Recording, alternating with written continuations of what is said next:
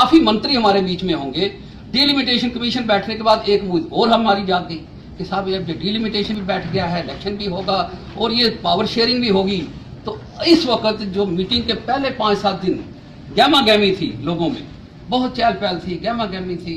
इनके पास भी लोग आते थे, हमारे पास भी आते थे, सारी रिपोर्टें भी हमारे पास आती थी।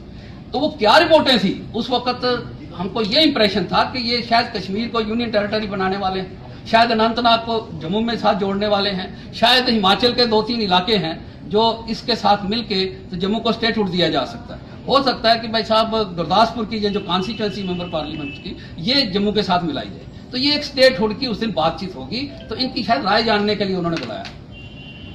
लेकिन अफसोस के साथ कहना पड़ता है कि मच एडू अबाउट नथिंग। हमने एक दिन का वक्फा भी इसीलिए डाला था कि साहब हम पहले एग्जामिन करें क्या खोया जम्मू वालों ने और क्या पाया। मुझे ये बता दीजिए कोई आप मीडिया का बंदा, हमने यहाँ पे 3 दिन पहले ये कहा था कि आपको कोरोना वायरस वॉरियर डिक्लेयर किया जाए। क्यों नहीं किया जाए? आप इतनी बड़ी इतनी संख्या में लोग, पूरा फील्ड में काम किया आपने, डॉक्टरों को डिक्लेयर किया, बाकी को किया। तो जो 24 घंटे शमशान घाट से लेके लोगों की लाशों तक वहां तक पहुंचाते रहे, एक एक चीज आप लोगों ने कवर की। आपके जरिए हमको भी मालूम होती थी, सबको मालूम। तो अगर ये कर देते हिंदुस्तान गवर्नमेंट तो आसमान नहीं गिर जाता ये कि आपको कोरोना वॉरियर डिक्लेयर करके होता क्या उससे एक सर्कुलर निकालना था, एक नोटिफिकेशन निकालनी थी कि साहब आपको एक्सग्रेशिया पेमेंट्स मिली जाएगी, कॉम्पनसेशन दिया जाएगा अगर कोई खुदा ना खास्ता कोई एक ऐसा कोई वाकया हो जाता है। 8 लाख 10 लाख ये नॉमिनल रकम होती है, सोशल वेलफेयर स्टेट में हम रहते हैं। लेकिन ऐसा भी कुछ नहीं हुआ, तो किसी ने बात भी नहीं की वहां पे। हम ये देख रहे थे इतना मीडिया कवरेज कर रहा है, चलो। लेकिन ऐसा कोई जो 2-3 पहले दिन हमने यहाँ पे जिस दिन जाना था, तो हमने उसी दिन ये रिजर्वेशन रखी थी सबके सामने कि साहब हम बात करेंगे, तो हम ये पहले सिग्नल देते हैं उनको कि आप रखिए। दूसरा इस वक्त ये है कि कोई मीडिया का शख्स जम्मू से किसी को रिप्रेजेंट नहीं कराया। श्रीनगर की तो बात छोड़िए, श्रीनगर की पूरी रिप्रेजेंटेशन गई हुई थी। मैं आपको बात बताता हूं, काम करने का तरीका जो होता है, सरकार टू सरकार भी होता है, लेकिन कुछ बात डिपेंड करती है जो शख्स उस हुकूमत को चलाता है। आर पार की लड़ाई में सिर्फ एक वाकया बताना चाहता हूं ताकि आपको और हमको समझ आ जाए। नई जनरेशन काफी आई है, हमने तो इन आंखों ने देखे समा क्या क्या, हमने बहुत कुछ देखा है। तो वाजपेयी साहब जम्मू आए थे, आर पार की लड़ाई थी, वो इसमें सबका असेसमेंट करने आए थे। तो जम्मू में उस वक्त सबसे पहले हमारी भी ख्वाहिश थी कि प्रधानमंत्री से मिला जाए, राजभवन में ठहरे थे वाजपेयी साहब। तो हमारी भी ख्वाहिश थी कि भाई साहब हम भी अपनी बात रखें। उन दिनों इंटरनेट बंद था। जिक्र इसलिए कर रहा हूं कि प्रधानमंत्री से बात जब करता है एडिटर, कैसे करता है, मैं उनकी बात बताता हूं आपको। तो मैंने उनको फोन किया क्योंकि मैं उनका मुकदमा लड़ता था, मुंसफ से लेकर सुप्रीम कोर्ट तक मैंने लड़ा। जब स्टैब्लिश होना था, ये टैबलाइट पेपर था एक्सेंचुरी, तो वो उनकी ख्वाहिश थी कि मैं जम्मू में फर्स्ट पेपर जो है वो कंप्यूटराइज करूँ। तो किसी ने स्टे ले लिया, तो हम उस स्टे के पीछे पीछे भागते पहुंच गए सुप्रीम कोर्ट तक। सुप्रीम कोर्ट में अल्टीमेटली हमारे हक में 50-50 हो गया, तो हमारा काम बन गया। लेकिन बात मैं ये बताऊं कि मैं उसी रिलेशन की वजह से मैंने फोन किया कि प्रधानमंत्री जी आए हैं जम्मू में, तो मित्रा साहब हम क्या मिल सकते हैं इनसे, कोई ऐसा कोई प्रोग्राम बन सकता है कि हम मिल सकें इनसे? तो कहने आपको आ जाएगा शाम तक टेलीफोन। बड़ा अच्छा, बड़ा कॉन्फिडेंस से कहा उन्होंने। शाम को फोन आ गया मुझे गोयल साहब का, विजय गोयल जी उन दिनों मंत्री होते थे MOS, जैसे आज डॉक्टर जितेंद्र जी जम्मू के थे, बुला लेते 4 बंदे तो आसमान नहीं गिर जाता। लेकिन नहीं किया उन्होंने ऐसा। मैं वो बात बताता हूं कि हम 4 लोग उस वक्त इनवाइट किए गए थे। प्रमोद जवाल जी, मैं था जर्नी लाइन से, मित्रा साहब थे और एक ग्लिम्सिस ऑफ फ्यूचर के थे। 4 लोगों को सिर्फ इनविटेशन आई थी उस वक्त प्रधानमंत्री की डिनर के लिए। तो मैंने सोचा ये मजाक है कि 4 आदमी को थोड़ी बुलाएंगे, तो बड़ी जनता होगी, जैसे 26 जनवरी को होती है पंडाल बना होगा, तो हम लोग भी इसी मगालते हुए थे। लेकिन जब हम पहुंचे, मैं एक ही गाड़ी वहां से आई, एक ही गाड़ी में हमको लेकर गए और वहां पर वाकया ही सिर्फ हमारा 4 लोगों का अरेंजमेंट था। वहां पे फारूक साहब बैठे थे, वहां पे गवर्नर साहब बैठे थे, वहां पे रा के बैठे थे, सब लोग बैठे थे। 4 लोगों से सिर्फ उन्होंने इंडिपेंडेंटली वहां पे MOS इवन की डिफेंस के थे चमन लाल जी, उनको भी हमारी डिनर पे नहीं बैठ किया। ये होती है पावर, ये होती है अक्लमंदी, ये होता है जो निजाम चलाता है।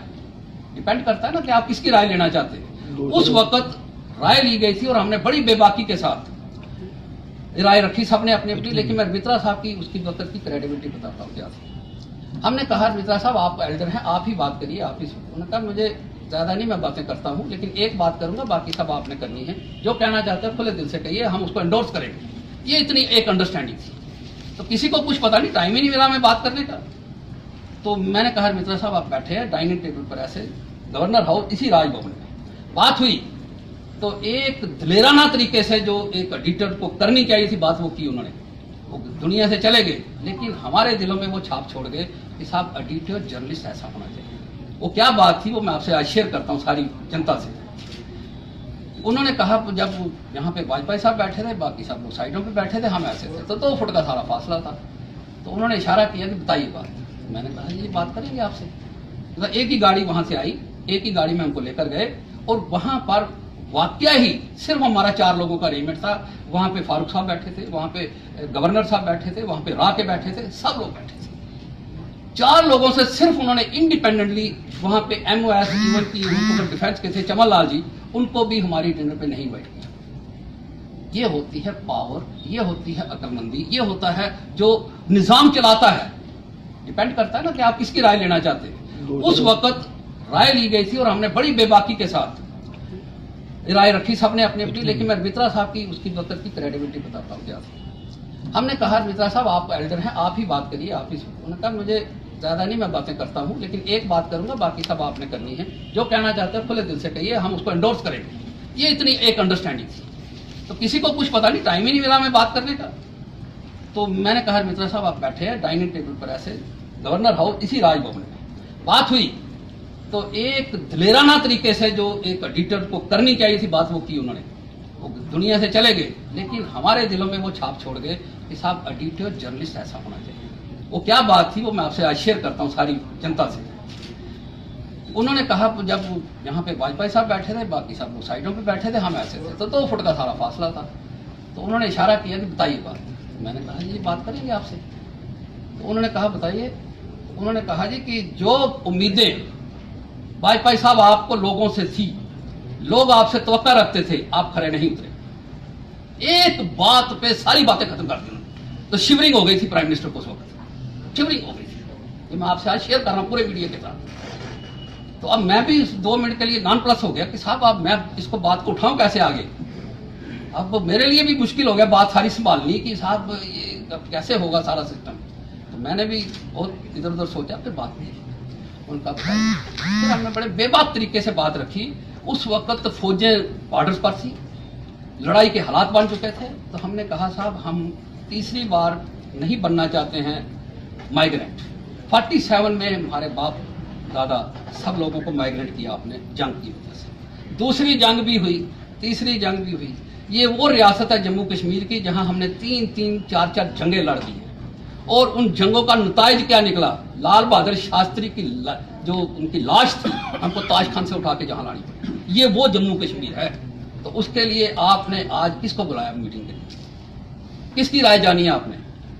तो मैं ये आज वही बात यहां से दोहराना चाहता हूं जो हमने सीखी कि साहब क्या वो मंत्री हैं डॉक्टर। तो मैंने भी बहुत इधर उधर सोचा, फिर बात की उनका बताया। फिर हमने बड़े बेबाक तरीके से बात रखी। उस वक्त फौजें बॉर्डर्स पर थी, लड़ाई के हालात बन चुके थे। तो हमने कहा साहब हम तीसरी बार नहीं बनना चाहते हैं माइग्रेंट। 47 में हमारे बाप दादा सब लोगों को माइग्रेट किया आपने जंग की वजह से। दूसरी जंग भी हुई, तीसरी जंग भी हुई। ये वो रियासत है जम्मू कश्मीर की जहां हमने 3-3, 4-4 जंगें लड़ दी हैं। और उन जंगों का नताइज क्या निकला? लाल बहादुर शास्त्री की जो उनकी लाश थी, हमको ताजखान से उठा के जहां लानी पड़ी। ये वो जम्मू कश्मीर है। तो उसके लिए आपने आज किसको बुलाया मीटिंग के लिए? किसकी राय जानी है आपने? तो मैं ये आज वही बात यहां से दोहराना चाहता हूं जो हमने सीखी कि साहब क्या वो मंत्री हैं डॉक्टर जो जितेंद्र सिंह जी। हमने प्रेस मैं इशू करूंगा, हमने तारीफ की कि आप लोग मीडिएटर थे, आप लोगों ने बुलाया।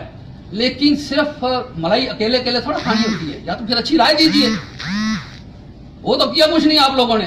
पूरी मीटिंग से इस वक्त तक लोग कंफ्यूज हैं, मीडिया कंफ्यूज है, हम लोग कंफ्यूज हैं कि यार निकला गया इस मीटिंग से। तो हमने उस वक्त ये प्रधानमंत्री जी को डाइनिंग टेबल पर ये कहा था, भाई साहब ये पीस प्रोसेस चलाइए आप। ये जंग की आवाज जो आपने निकाल दी है, बॉर्डर पर फौजें पहुंच गई, सब कुछ पहुंचे। हम माइग्रेंट नहीं होना चाहते हैं। यहाँ पे 2-3 लाख आ गई पाक ऑक्युपाइड कश्मीर के लोग बैठे हुए हैं। बहुत दिक्कत है, यहाँ पर परेशानी है लोगों को, अभी हम खड़े नहीं हो सके हैं। तो वो बात हम निकलते ही, और नेट की बात, बाकी चीजें बातें जितनी भी कही, मेरा ख्याल है कि आधी तो हमारे डाइनिंग टेबल पर ही हल हो गई। कुछ नहीं कहा उन्होंने, सिर्फ एक बार देखा था उन्होंने, जो रा का चीफ था, तो उसने उसी वक्त नेट शेट सब चला दिया। कुछ नहीं, कोई नो कन्वर्सेशन। ये होती है जब प्रधानमंत्री से, जब एडिटर मीडिया वाले बात करते हैं, क्योंकि मेरा इनका या इनका पॉलिटिकल अलायंस कोई नहीं है। ना हम फारूक साहब के साथ हैं, ना महबूबा जी के साथ हैं, ना हम रविंदर रैना के साथ हैं। रविंदर रैना जी के साथ होते तो हम ये बात थोड़ी करते कि साहब प्रधानमंत्री के बारे में कि साहब आप नजरिया बदलिए। आप आज महसूस कर रहे हैं वहां पे दिल्ली पे बैठे हुए भी, मीटिंग के अंदर भी, कि दिल्ली से दूर हो गए लोग। ये आप मान रहे हैं, मेरा नहीं एडमिशन, ये प्रधानमंत्री इन सब लोगों के साथ मान रहे हैं कि ये बात हुई। ये भी मान रहे हैं कि दिल भी दूर हो गए। कि मैंने नहीं कहा, प्रधानमंत्री हिंदुस्तान ने कहा, मीटिंग में कहा, आप लोगों ने छापा, हमने भी छापा। तो ये ऐसी बात अगर आप महसूस करते हैं तो आप क्या ये समझते हैं कि जो ये लोग गए थे, they are enough competent to solve the matter?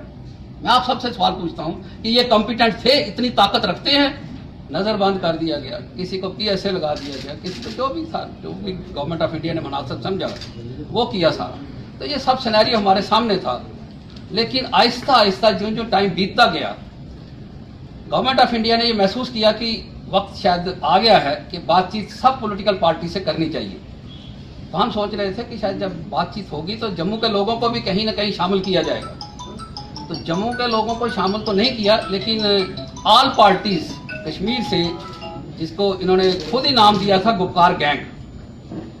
जब आपने नाम एक दिया था गुपकार गैंग या गुपकार, उनकी तरफ से तो गुपकार अलायंस था, ऑल पार्टीज अलायंस था, जो भी था उनका, लेकिन आपने मुनासिब समझा सेंटर ने कि जिनको गैंग कहा उनके साथ पहले गले मिला जाए, उनके साथ बातचीत की जाए।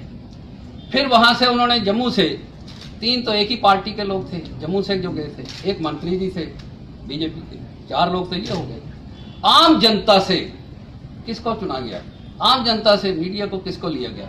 तो पहला तो ये गिला हमारा ये था कि साहब जब आपने इतना बड़ा ऐतिहासिक इवेंट बनाया है बातचीत करने के लिए, तो आप जम्मू को शुरू में से ही, बातचीत से ही आपने इग्नोर कर दिया, बातचीत से ही हमको बाहर निकाल दिया।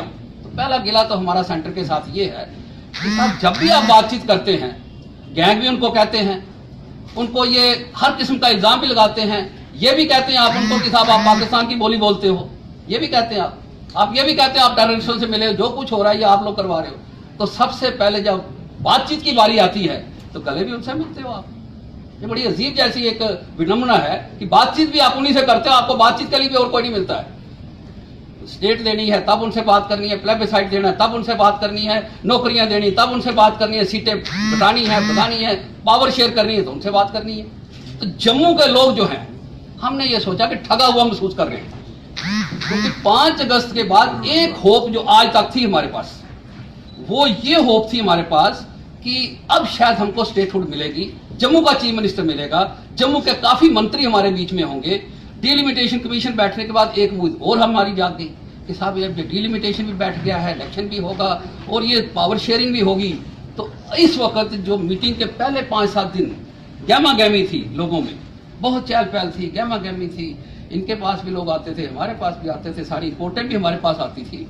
तो वो क्या रिपोर्टें थी उस वक्त, हमको ये इंप्रेशन था कि ये शायद कश्मीर को यूनियन टेरिटरी बनाने वाले हैं, शायद अनंतनाग को जम्मू में साथ जोड़ने वाले हैं, शायद हिमाचल के 2-3 इलाके हैं जो इसके साथ मिलके तो जम्मू को स्टेटहुड दिया जा सकता है। तो उन लोगों को भी शंशा है, हमें तो है ही है, हमें तो जम्मू से 47 से आज तक मिला ही कुछ नहीं, हमें ना कभी चीफ मिनिस्टर मिला। आपने कहा हर इलेक्शन में बेवकूफ बनाया जम्मू वालों को कि साहब आपको चीफ मिनिस्टर देंगे, आपको शेयर पावर देंगे। कहां दिया आपने? क्या मिला इन बेचारे जो जितने नौजवान आज बेकार, क्या मिला इनको? नौकरी मिली? The answer is no. किसी को तनख्वाह मिली? The answer is no. मैं 3500 रुपया जो लेने वाले लोग हैं, जिन्होंने एक कनाल प्लाट भी दिया है, RS पुरा है, बाकी लोग हैं, उनके साथ भी धोखा किया, उसकी किसी ने बात नहीं की, आपकी किसी ने बात नहीं की। स्टेटहुड की तो यही समझ नहीं आ रही है। स्टेटहुड कहते हैं आज भी वही राज लापा गया जो पार्लियामेंट के अंदर लापा गया था। तो आपने 1 इंच भी फॉरवर्ड नहीं किया। क्या वो इंच फॉरवर्ड किया वो मेरे को बताइए। कि आपने कहा था कि हम जो है जो स्टेटहुड देंगे, तो हमने सोचा कि जम्मू को स्टेटहुड मिलेगी, तो हम तो इसी मुगालते में 1900 तो जो 2019 का जो तलब था, तो आज तक हम इसी मसले में लगे रहे। तो बातचीत जब हुई 3.5 घंटे, 370 पर उन्होंने बात नहीं की, मसला चला गया जी सुप्रीम कोर्ट के अंदर।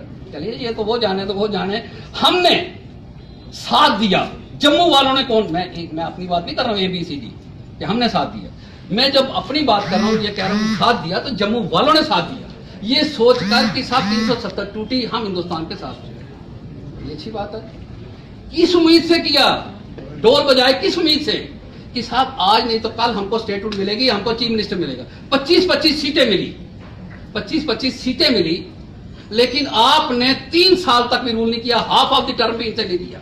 अब दूसरी मिसाल मैं आपको बताता हूं, दुलुजा साहब, जम्मू में होम मिनिस्टर साहब आए, डॉक्टर साहब के घर में मीटिंग हुई, हमको बुलाया गया, मैं और दुलुजा साहब इकट्ठे थे, बैठे हुए, और सामने साहब आ गए, शायद इतना ही फर्क था।